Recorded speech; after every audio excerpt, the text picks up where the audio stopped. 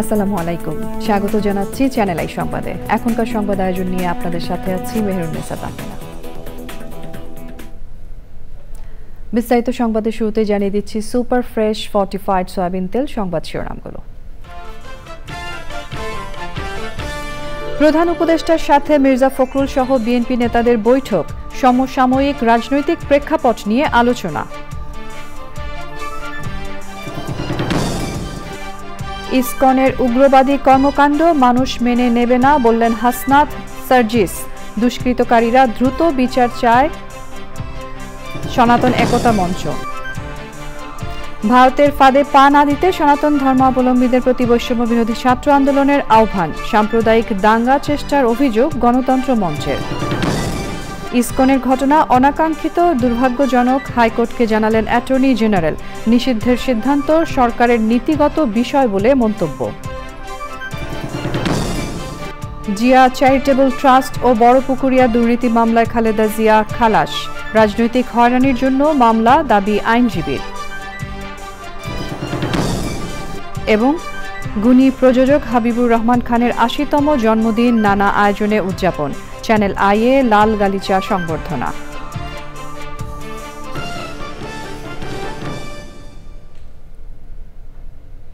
এছাড়াও নিটোল টাটা বিশেষ সংবাদে যা থাকছে।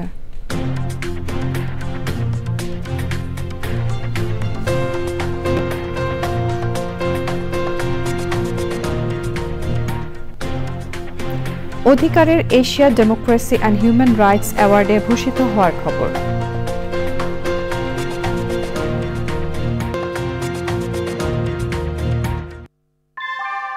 আমরা তৈরি করি বিশ্বমানের জার্মান প্রযুক্তির ভূমিকম্প সহনশীল থার্মেক্স রড, যা আপনার স্থাপনাকে নিরাপদ রাখে প্রজন্ম থেকে প্রজন্ম। সালাম স্টিল, মোস্ট ডিউরেবল স্টিল। সংবাদ শিরোনামগুলো জানাচ্ছিলাম। এখনকার এই সংবাদ আয়োজন একই সঙ্গে চ্যানেল আই এর ইউটিউব চ্যানেলে এবং চ্যানেল আই এর ওটিটি প্ল্যাটফর্ম আই স্ক্রিনে লাইভ স্ট্রিম হচ্ছে। এবার যাচ্ছে বিস্তারিত প্রসঙ্গে। বৈষম্য বিরোধী ছাত্র আন্দোলনের অন্যতম সমন্বয়ক হাসনাত আবদুল্লাহ ও সার্জিস আলম বলেছেন, ইসকনের উগ্রবাদী কর্মকাণ্ড দেশের মানুষ মেনে নেবে না। ইসকন নিষিদ্ধেরও দাবি জানিয়েছেন তারা। চট্টগ্রামে সহিংসতায় নিহত অ্যাডভোকেট সাইফুল ইসলাম আলিফের নামাজে জানাজায় অংশ নিয়ে তারা এই কথা বলেন। ঢাকায় সংবাদ সম্মেলনে দুষ্কৃতকারীদের দ্রুত আইনের আওতায় আনার আহ্বান জানিয়েছে সনাতন একতা মঞ্চ। শহীদুল্লাহ রাজু রিপোর্ট। ইসকন সমর্থকদের সাথে সংঘর্ষে নিহত অ্যাডভোকেট সাইফুল ইসলাম আলিফের প্রথম নামাজে জানাজা হয় চট্টগ্রাম আদালত চত্বরে। অংশ নেন আইনজীবী সহ বিভিন্ন শ্রেণী পেশার মানুষ। পরে নগরের জমিয়াতুল ফালাহ মসজিদ মাঠে হয় দ্বিতীয় জানাজা। জানাজায় অংশ নেন বৈষম্য বিরোধী ছাত্র আন্দোলনের আহ্বায়ক হাসনাত আবদুল্লাহ এবং নাগরিক কমিটির সদস্য ও জুলাই শহীদ স্মৃতি ফাউন্ডেশনের সাধারণ সম্পাদক সার্জিস আলম। যেভাবে হত্যা করা হয়েছে সেটি হচ্ছে হিন্দুত্ববাদী উগ্রবাদিতার যে প্রকাশ, এই উগ্রবাদিতার বহিঃপ্রকাশ ঘটেছে। তাদের বিচার করতে হবে। ইসকনকে এই উগ্রবাদিতা ছড়ানোর জন্য নিষিদ্ধ করতে হবে। যারা মাসের 30 দিনের 25 দিন দেহটা নিয়েই বাংলাদেশে বসে থাকে আর বাকি 5 দিন মনটা নিয়ে ভারতে যায়, সেখানে চক্রান্ত করে এবং সেই চক্রান্তের এক্সিকিউশন এই বাংলাদেশে এসে ঘটায়, সে সকল উগ্রবাদী হিন্দুদেরকে প্রতিহত করার জন্য আমাদের মনে বিন্দুমাত্র সহানুভূতি থাকবে না। সাইফুল হত্যাকাণ্ডে জড়িতদের আইনের আওতায় আনার কথা বলেন ভূমি উপদেষ্টা হাসান আরিফ। আমরা স্টিলের মতো শক্ত থাকবো, পাথরের মতো শক্ত থাকবো, যাতে আগামী যে কোনো প্রচেষ্টা এই বিপ্লবকে, এই গণঅভ্যুত্থানকে ব্যর্থ করার জন্য যেই করে থাকুন, যে অবমানের উপরে থাকুন, সেগুলো আমরা প্রতিহত করব। জাতীয় প্রেস ক্লাবে সংবাদ সম্মেলনে দেশে কোনো দুষ্কৃত কর্মকাণ্ড সমর্থন না করার কথা জানায় সনাতন একতা মঞ্চ। যে সমস্ত দুষ্কৃতিকারীর হাতে তিনি নিহত হয়েছেন তাদেরকে দ্রুত বিচারের আওতায় আনার দাবি জানাচ্ছি। আমরা এমন একটি বাংলাদেশ চাই যে বাংলাদেশে হিন্দু, মুসলিম, বৌদ্ধ, খ্রিস্টান আমরা সকলে সমান অধিকার নিয়ে এবং সমান সুযোগ নিয়ে আমরা বসবাস করব। অ্যাডভোকেট সাইফুল ইসলামকে হত্যার অভিযোগে ইসকন সমর্থকদের আসামি করে কোতোয়ালি থানায় মামলা হয়েছে। হত্যাকাণ্ডে জড়িত সন্দেহে ৩৭ জনকে আটক করেছে আইনশৃঙ্খলা রক্ষাকারী বাহিনী। ভিডিও ফুটেজ দেখে ৬ জনকে ওই মামলায় গ্রেপ্তার দেখিয়েছে পুলিশ। হত্যার প্রতিবাদ ও বিচার দাবিতে চট্টগ্রামের আইনজীবীরা আদালত বর্জন করেছেন। এ কারণে ইসকন নেতা চিন্ময় ব্রহ্মচারীর জামিন শুনানিও হয়নি। Shahidullah Raju, channel I, Dhaka. ভারতের পাতা ফাঁদে সনাতন ধর্মাবলম্বীদের পা না দেওয়ার আহ্বান জানিয়েছে বৈষম্য বিরোধী ছাত্র আন্দোলন। চট্টগ্রামের নিহত অ্যাডভোকেট সাইফুল ইসলাম আলিফের জন্য দোয়া এবং সম্প্রীতি সমাবেশে ইসকন নিষিদ্ধের দাবি জানিয়ে সমন্বয়করা বলেন, সংখ্যালঘু ইস্যুতে ইসলামী বিপ্লব দেখানোর মাধ্যমে বাংলাদেশকে অস্থিতিশীল করার চেষ্টা করছে ভারত। রিয়াজ ইসলামের রিপোর্ট। চট্টগ্রামের নিহত অ্যাডভোকেট সাইফুল ইসলাম আলিফের জন্য কেন্দ্রীয় শহীদ মিনারে দোয়া এবং সম্প্রীতি সমাবেশ করে বৈষম্য বিরোধী ছাত্র আন্দোলন। সমাবেশে সাম্প্রতিক ইস্যু নিয়ে কথা বলেন বৈষম্য বিরোধী ছাত্র আন্দোলনের কেন্দ্রীয় সমন্বয়করা। বক্তারা বলেন, 5ই আগস্টের মতো জাতীয় স্বার্থে সবাই ঐক্যবদ্ধ হয়ে সকল ষড়যন্ত্র রুখে দিতে হবে।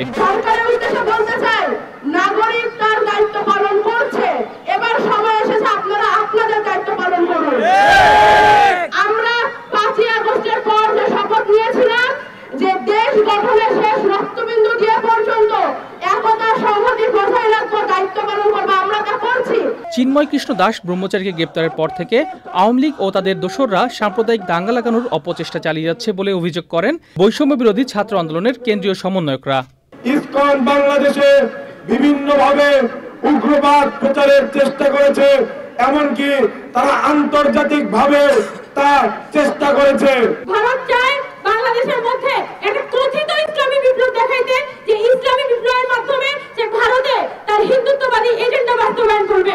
বাংলাদেশে বসে দিল্লির এজেন্ডা বাস্তবায়ন করতে দেওয়া হবে না জানিয়ে সমন্বয়করা বলেন, ধর্মীয় লেবাসযুক্ত কাউকে উগ্রবাদ ছড়ানোর সুযোগ দেওয়া হবে না। দিল্লিতে বসে শেখ হাসিনা তার সেই দোসর মোদিকে নিয়ে আমার বাংলার মাটির দিকে হাত বাড়াচ্ছে। এই দেশের মানচিত্রের দিকে সেই দিল্লি থেকে যে চারজনাই হাত বাড়াবে, সেই হাত ভেঙে গুটিয়ে রেখে দেওয়া হবে। সংবাদ প্রকাশের ক্ষেত্রে গণমাধ্যমকে আরো দায়িত্বশীল হওয়ার আহ্বান জানান সমন্বয়করা। রিয়াজ ইসলাম, চ্যানেল আই, ঢাকা। গণতন্ত্র মঞ্চের নেতারা বলেছেন, ইসকনের ঘটনাকে কেন্দ্র করে সাম্প্রদায়িক দাঙ্গা সৃষ্টি করে বহির্বিশ্বে বাংলাদেশকে জঙ্গি রাষ্ট্র হিসেবে উপস্থাপনের অপচেষ্টা চালাচ্ছে বিজেপি সরকার। ভারতের এই অপচেষ্টা রুখে দিতে ছাত্র জনতা ও রাজনৈতিক দলগুলোকে ঐক্যবদ্ধ থাকার আহ্বান জানান তারা। উদ্ভূত পরিস্থিতি সামাল দিতে সরকারকে আলোচনার মাধ্যমে পরবর্তী পদক্ষেপ নিতে পরামর্শ তাদের। লায়লা নওশিনের রিপোর্ট। ইসকন নেতা চিন্ময় কৃষ্ণ ব্রহ্মচারীকে গ্রেপ্তারের পর চট্টগ্রামে আইনজীবী সাইফুল ইসলামকে যেভাবে হত্যা করা হয়েছে সে ঘটনার নিন্দা ও সমসাময়িক বিভিন্ন ইস্যুতে গণতন্ত্র মঞ্চের সংবাদ সম্মেলন এখন পর্যন্ত নিয়ন্ত্রণে রাখতে পেরেছে। সংগঠনটি জানায়, বাংলাদেশে সাম্প্রদায়িক সহিংসতা সৃষ্টির অপচেষ্টা চলছে। বিদেশি মিডিয়ায় বাংলাদেশ নিয়ে ভুল বার্তাও ছড়ানো হচ্ছে বলে অভিযোগ তাদের। পাশের দেশ ভারত এবং আন্তর্জাতিকভাবে কিছু কিছু শক্তি তারা বাংলাদেশকে এই গণ অভ্যুত্থানের পরে বাংলাদেশকে একটা জঙ্গি রাষ্ট্রের একটা তকমা দেবার জন্য এক ধরনের পরিকল্পিত প্রপাগান্ডা, সেটা আমরা লক্ষ্য করে আসছি। এসব ঘটনার দায় সরকার এড়াতে পারে না উল্লেখ করে গণতন্ত্র মঞ্চের নেতারা জানান, প্রশাসনিকভাবে এই পরিস্থিতি সামাল দেওয়া কঠিন, তাই সব রাজনৈতিক দলের সাথে আলোচনা করে সরকারকে পরবর্তী পদক্ষেপ নিতে হবে। সরকারকে বলবো, চোখ কান খোলা রাখতে হবে। সরকার ঘটনা ঘটবার পরে কাজ করবেন সেরকম না। আমরা সরকারকে এই বিষয়গুলোতে প্রোঅ্যাক্টিভ দেখতে চাই। এখানে একটা উস্কানি দেওয়ার চেষ্টা করা হচ্ছে যাতে করে এখানে হিন্দু সম্প্রদায়ের উপর হামলা হয় এবং সেই হামলাগুলোকে আজকে বাংলাদেশের একটা বাস্তবতা হিসেবে সারা দুনিয়াতে দেখানো যায় এবং এই সরকারকে এবং এই অভ্যুত্থানকে কালিমালিপ্ত করা যায়। গণঅভ্যুত্থানের ঐক্যকে ধরে রেখে সব ষড়যন্ত্র রুখে দিতে সরকারকে আরও কঠোর হওয়ার আহ্বান গণতন্ত্র মঞ্চের। Laila Nowshin, channel I, Dhaka. ধন্যবাদ। ইসকনের ঘটনাটি অনাকাঙ্ক্ষিত ও দুর্ভাগ্যজনক বলে হাইকোর্টকে জানিয়েছেন অ্যাটর্নি জেনারেল মোহাম্মদ আসাদুজ্জামান। তিনি বলেন, ওই ঘটনাটি ফৌজদারি অপরাধে, এই কারণে আইনগত ব্যবস্থা নেবে সরকার। তবে ইসকন নিষিদ্ধ করা হবে কিনা ও নিবন্ধন আছে কিনা এইসব সরকারের নীতিগত সিদ্ধান্তের বিষয়। এর আগে একজন আইনজীবী ইসকন নিষিদ্ধ করা এবং যে কোনো অপ্রীতিকর পরিস্থিতি এড়াতে চট্টগ্রাম ও রংপুরে জরুরি অবস্থা জারির নির্দেশনা চেয়ে হাইকোর্টে আবেদন করলে শুনানিতে এই কথা বলেন রাষ্ট্রের প্রধান কর্মকর্তা। আইনজীবী মনিরুজ্জামান গণমাধ্যমের রিপোর্ট তুলে ধরে বিচারপতি ফারাহ মাহবুব ও দেবাশিস রায়চৌধুরীর বেঞ্চে আদেশ প্রার্থনা করেন। বিষয়টি স্পর্শকাতর হয় অ্যাটর্নি জেনারেলকে ডেকে পাঠান আদালত। পরে ইসকন ও সাম্প্রদায়িক ইস্যুতে সরকারের পদক্ষেপ বৃহস্পতিবারের মধ্যে জানাতে বলেছেন হাইকোর্ট।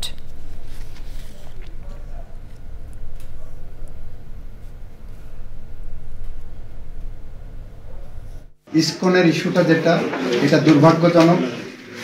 যে আইনজীবী এটা এনেছেন তার হৃদয়ে যে রক্তক্ষরণ হচ্ছে, এই রক্তক্ষরণ বাংলাদেশের 18 কোটি মানুষের হৃদয়ে হচ্ছে। এটা অনাকাঙ্ক্ষিত ঘটনা। এই ঘটনা একটি ক্রিমিনাল অফেন্স। সরকার গুরুত্ব সহকারে এই ঘটনাটিকে দেখছেন এবং এইটার যথাযথ আইনি পদক্ষেপ সরকার নেবেন। এই সংগঠন রেজিস্টার্ড কিনা, এই সংগঠন নিষিদ্ধ হবে কিনা, এই সংগঠনের বিরুদ্ধে কি কি ব্যবস্থা নেওয়া হবে, এই সংগঠনের অস্তিত্ব কি, এই সবগুলো বিষয় সরকারের পলিসি ডিসিশন এবং সরকার এটা খোঁজ খবর নিয়ে যথাযথ আইনিভাবে এটাকে দেখবেন। সব কিছু আদালতের সামনে এসে সুমোটো নিষিদ্ধ করতে হবে এই প্রক্রিয়ার সাথে। উগ্র হিন্দুত্ববাদ থেকে বাংলাদেশকে মুক্ত করতে ছাত্র সমাজকে এগিয়ে আসার আহ্বান জানিয়েছে ইসলামী ছাত্র শিবির। বায়তুল মোকাররম জাতীয় মসজিদ প্রাঙ্গণে ছাত্র সমাবেশ থেকে জুলাই আন্দোলনের সময় গণহত্যায় জড়িতদের খুঁজে বের করে বিচারের মুখোমুখি করতে সরকারের প্রতি আহ্বান জানান নেতারা। একই সঙ্গে বাংলাদেশে ইসকনের কার্যক্রম নিষিদ্ধের দাবি জানিয়েছে ইসলামী ছাত্র শিবির। সাম্প্রতিক সময়ে ধর্মীয় উন্মাদনা ও গণমাধ্যমে হামলা সহ বিভিন্ন ঘটনায় উদ্বেগ প্রকাশ করে বিএনপি মহাসচিব মির্জা ফখরুল ইসলাম আলমগীর বলেছেন, এমন বাংলাদেশ তিনি চান না। জাতীয় প্রেসক্লাবে শহীদ ডাক্তার মিলনের স্মরণ সভায় তিনি আরও বলেন, বিভেদহীন গণতান্ত্রিক বাংলাদেশের জন্য সবাইকে ঐক্যবদ্ধ থাকতে হবে। বলেছেন, নিজেকে দেশপ্রেমিক মনে করে কেউ কেউ বক্তব্যের মাধ্যমে উস্কানি দিচ্ছে। রাহুল রায় রিপোর্ট। 90-এর অভ্যুত্থানে শহীদ ডাক্তার মিলনের স্মরণসভা জাতীয় প্রেস ক্লাবে। প্রধান অতিথি ছিলেন বিএনপির মহাসচিব মির্জা ফখরুল ইসলাম আলমগীর। বলেছেন, গণতন্ত্রের জন্য জীবন দেওয়ার ডাক্তার মিলন এক অনুপ্রেরণা, কিন্তু সেই গণতন্ত্র এখন অনুপস্থিত। বাংলাদেশের বর্তমান অবস্থা নিয়ে আক্ষেপ করে উদ্বেগের কথা বলেন বিএনপি মহাসচিব। ছেলেরাও ছিল সামনে, আমরাও ছিলাম, সবাই মিলে আমরা পরিবর্তনটা আনার কাজটা করতে পারি। 3টে মাস হয়নি এখনো। এই 3টে মাসের মধ্যেই আমাদের সেই আসল চেহারা বেরিয়ে আসতে শুরু করেছে। এইরকম চেহারা নিয়ে কোনোদিনই সাফল্য অর্জন করা যায় না। ভয়াবহভাবে উদ্বিগ্ন। আপনি চিন্তা করতে পারেন, ধর্মকে কেন্দ্র করে কি উন্মাদনা শুরু হয়েছে বাংলাদেশে। আপনি চিন্তা করতে পারেন যে মুক্ত স্বাধীন মিডিয়ার জন্য, প্রেসের জন্য, সংবাদ মাধ্যমের জন্য আমরা এতদিন লড়াই করলাম, তার অফিস পুড়িয়ে দিচ্ছে। এই বাংলাদেশ তো ভাই আমি দেখতে চাই না, আমিও তো চাই না। অন্তর্বর্তী সরকারের উদ্দেশ্যে কিছু বার্তা দেন মির্জা ফখরুল। এই ইন্টারিম গভর্নমেন্ট কিন্তু কারো দয়ার দান নয়, দয়া করে করেনি এটাকে এই দেশের ছাত্র জনতার রক্তের উপর দিয়ে এই ইন্টারিম গভর্নমেন্ট তৈরি করা হয়েছে। সুতরাং এই গভর্নমেন্টের দায়িত্ব হচ্ছে সেইটাকে স্বীকার করে নিয়ে পুরোপুরি এই দেশের জনগণের যে মূল লক্ষ্য গণতান্ত্রিক রাষ্ট্রের, সেই লক্ষ্যে যাওয়াটাই তাদের জন্য সর্বোত্তম বলে আমরা মনে করি। যারা দায়িত্বে রয়েছেন, তত্ত্বাবধায়ক সরকারের দায়িত্বে রয়েছেন, তারা এমন কোনো কথা বলবেন না দয়া করে যা জনগণের মধ্যে বিভ্রান্তি সৃষ্টি করবে। মির্জা ফখরুল বলেছেন, উদার গণতন্ত্রের জন্য বিএনপি সংগ্রাম করেছে, সেই সংগ্রাম চালিয়ে যাবে। আমরা যারা লড়াই করি, আমরা কিছুতেই গিভ আপ করব না। Rahul Roy, channel I, Dhaka. Zia charitable trust দুর্নীতি মামলায় সাবেক প্রধানমন্ত্রী ও বিএনপি চেয়ারপারসন বেগম খালেদা জিয়ার সাজা বাতিল করে তাকে খালাস দিয়েছেন হাইকোর্ট। আইনজীবীরা বলেছেন, সাবেক প্রধানমন্ত্রী শেখ হাসিনা বেগম খালেদা জিয়াকে রাজনৈতিকভাবে হয়রানি করতে ওই মামলা করেছিলেন। রায়ে ন্যায় বিচার পাওয়ায় সন্তোষ প্রকাশ করেন তারা। মাজহারুল হক মান্নার রিপোর্ট। জিয়া চ্যারিটেবল ট্রাস্ট দুর্নীতি মামলায় 2018 সালের 29 অক্টোবর বিচারিক আদালতের দেওয়া রায়ে বেগম খালেদা জিয়াকে 7 বছরের কারাদণ্ডাদেশ ও 10 লাখ টাকা অর্থদণ্ডাদেশ দেওয়া হয়। এই রায়ের বিরুদ্ধে একই বছরের 18 নভেম্বর হাইকোর্টে আপিল করলে শুনানি শেষে আপিলটি শুনানির জন্য গ্রহণ করা হয়।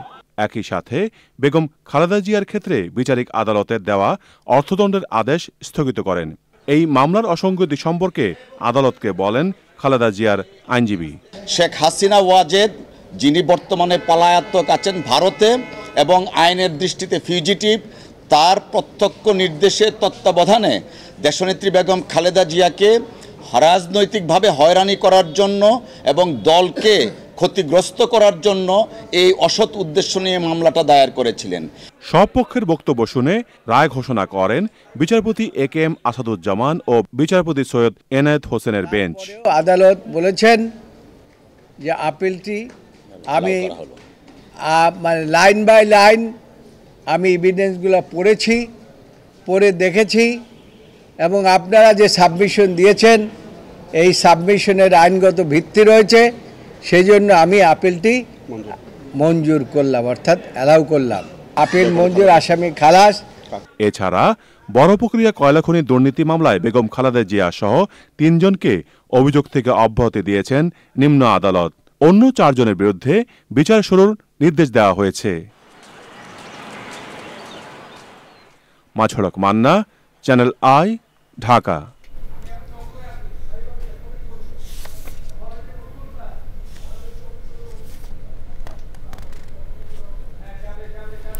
বাংলা চলচ্চিত্র জগতে শ্রদ্ধা ভরে উচ্চারিত এক নাম প্রযোজক হাবিবুর রহমান খান। গুণী এই ব্যক্তিত্ব পূর্ণ করলেন 80 বছর। জন্মদিনের বিশেষ দিনটিতে তাকে লাল গালিচা সংবর্ধনা দিল চ্যানেল আই। তারকা কথনের বিশেষ আয়োজনে তার কর্মজীবন নিয়ে কথা বলতে গিয়ে প্রশংসায় ভাসিয়েছেন দেশ বরেণ্যরা। একই সাথে তাকে ঘিরে প্রকাশিত হল আনন্দ আলোর বিশেষ সংখ্যাও।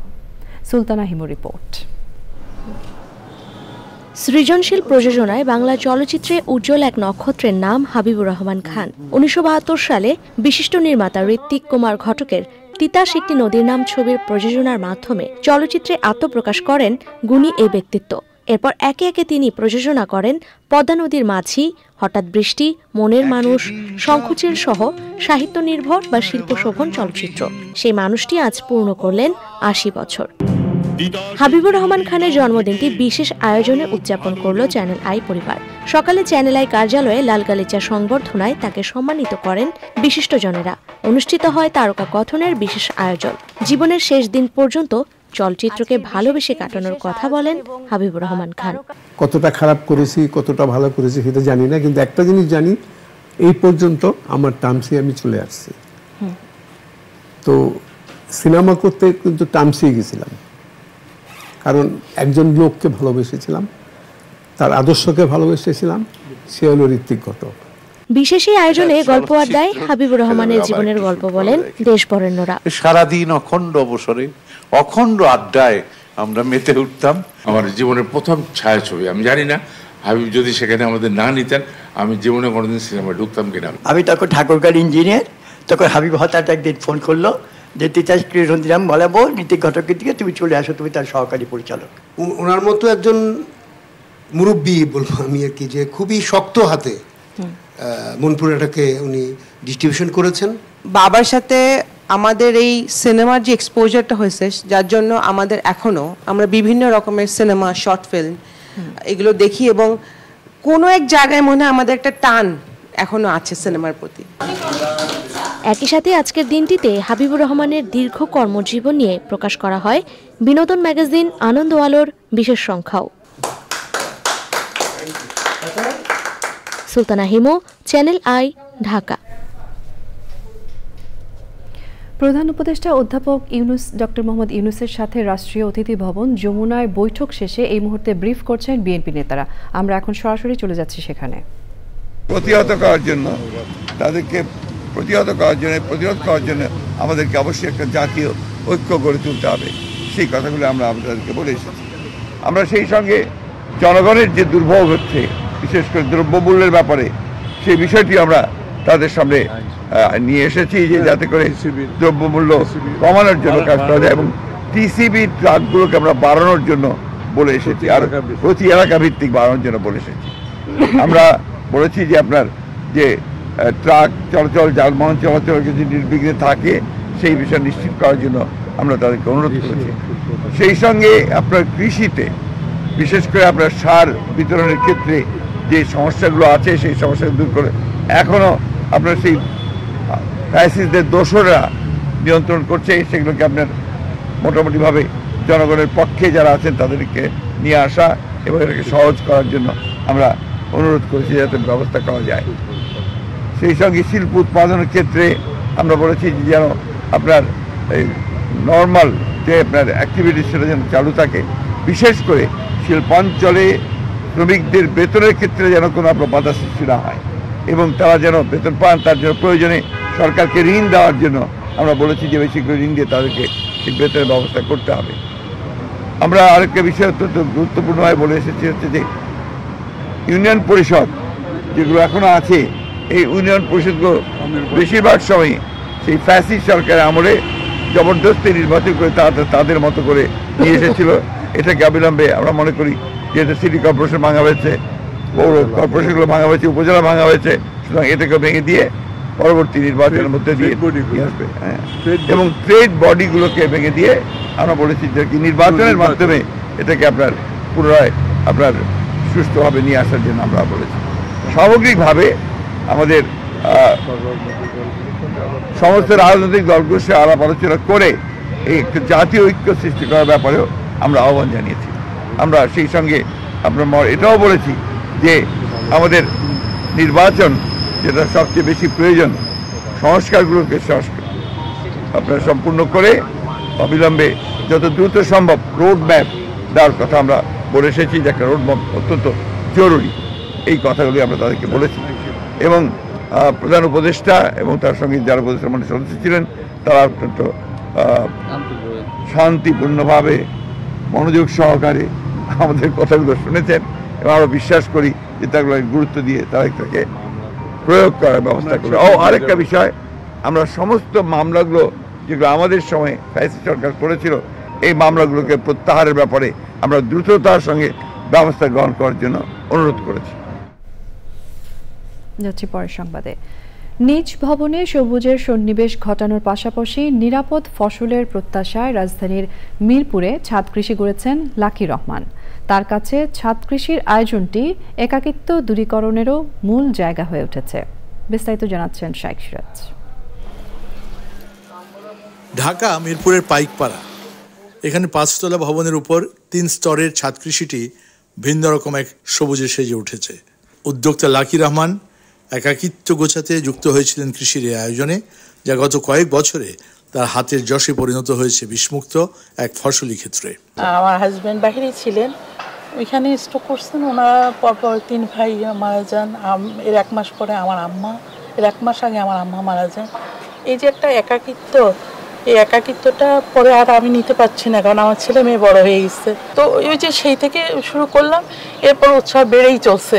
তো সেই একাকিত্ব কিছুটা কি আপনার কেটেছে? জি অবশ্যই, যখন আমার খারাপ লাগে আমি এগুলো নিয়ে ব্যস্ত থাকি, অনেকটা ভুলে থাকি। উৎপাদিত এসব ফসলে মিটছে সবজি চাহিদার অনেকটাই। কি পরিমাণ ফল বা শাকসবজি আসে যেটা আপনার কিনতে হয় না? গত বছর আমার মনে হয় 30-35 কেজি সিমই আসছে। আমি আমার আত্মীয় স্বজন থেকে শুরু করে আমার বিল্ডিং এ যারা থাকে আমি সবাইকে দিলাম। কৃষির এই চর্চায় যুক্ত হয়েছেন পরিবারের ছোট বড় সব সদস্য। নিঃশ্বাস নিতে পারি না নিজের বাসায় থেকে, একটু গাছের কাছে আসলে তো অবশ্যই ভালো লাগে। তোমরা কি করো এখানে? সাথে সাথে কাজ করি। কি কাজ করো তুমি এখানে? এখানে গাছ লাগাই, সব ঝাড়ু দেই। আচ্ছা, তুমি? ঝাড়ু দিয়ে গাছ লাগাই। একাকিত্ব গোছানোর উপায় হিসেবে মিরপুরের লাকি রহমান কৃষিকে বেছে নিয়েছিলেন এবং এখন এই কৃষিটি তার ঘরোয়া একটি অর্গানিক কৃষিক্ষেত্র হিসেবে পরিণত হয়েছে, যা আশপাশের অনেককে অনুপ্রাণিত করছে। মিরপুরের পাইকপাড়ার লাকি রহমানের ছাদ কৃষি থেকে শাইখ সিরাজ, চ্যানেল আই। এই নিয়ে বিস্তারিত প্রতিবেদন দেখবেন বৃহস্পতিবার বেলা 3টা 5 মিনিটে হৃদয়ে মাটি ও মানুষের ডাক অনুষ্ঠানে। আমাদের এবারে প্রসঙ্গ Bangladesh West Indies test series 2024। স্বাগত জানাচ্ছি আরও একবার চ্যানেল আই সংবাদে। ব্যাপক ধরপাকড় ও আটকের জেরে পাকিস্তানের রাজধানী ইসলামাবাদে 3 দিন ধরে চলা বিক্ষোভ ও প্রতিবাদ কর্মসূচি প্রত্যাহার করে নিয়েছে দেশটির প্রধান বিরোধী দল ইমরান খানের তেহরিকে ইনসাফ পিটিআই। আই স্ক্রিন সাংস্কৃতিক সংবাদ।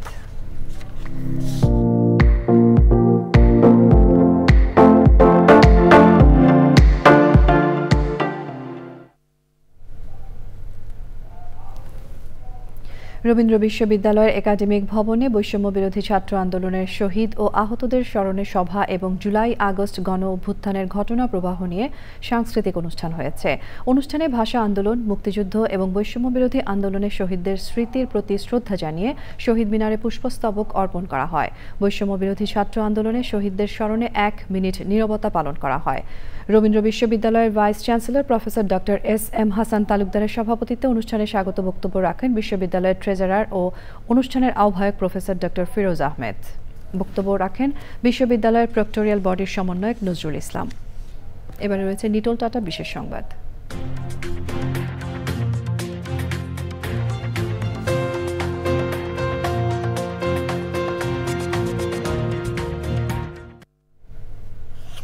দেশের শীর্ষস্থানীয় মানবাধিকার সংস্থা অধিকারকে Asia democracy and human rights অ্যাওয়ার্ডে ভূষিত করেছে তাইওয়ান ফাউন্ডেশন ফর ডেমোক্রেসি। বাংলাদেশের গণতন্ত্র ও মানবাধিকার নিয়ে 1994 সাল থেকে কাজ করছে অধিকার।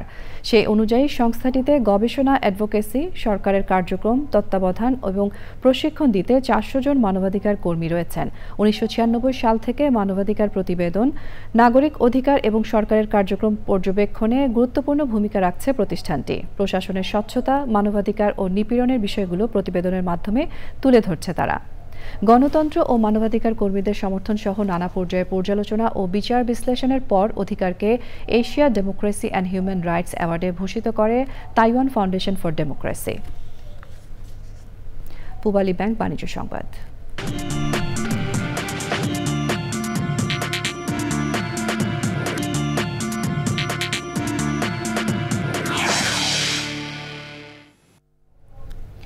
দুদিন বন্ধ থাকার পর দিনাজপুরের হিলি স্থলবন্দর দিয়ে ভারত থেকে আবারও আলু ও পেঁয়াজ আমদানি শুরু হয়েছে।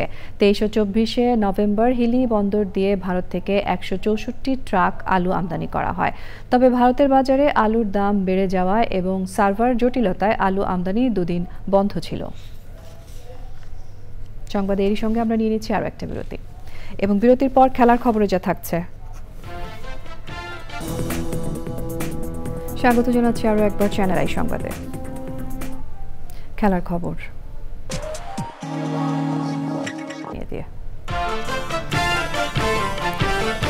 প্রধান উপদেষ্টার সাথে মির্জা ফখরুল সহ বিএনপি নেতাদের বৈঠক, সমসাময়িক রাজনৈতিক প্রেক্ষাপট নিয়ে আলোচনা। ইসকনের উগ্রবাদী কর্মকাণ্ড মানুষ মেনে নেবে না বললেন হাসনাত সার্জিস। দুষ্কৃতকারীদের দ্রুত বিচার চায় সনাতন একতা মঞ্চ। এবং ভারতের ফাঁদে পা না দিতে সনাতন ধর্মাবলম্বীদের প্রতি বৈষম্য বিরোধী ছাত্র আন্দোলনের আহ্বান, সাম্প্রদায়িক দাঙ্গা চেষ্টার অভিযোগ গণতন্ত্র মঞ্চের।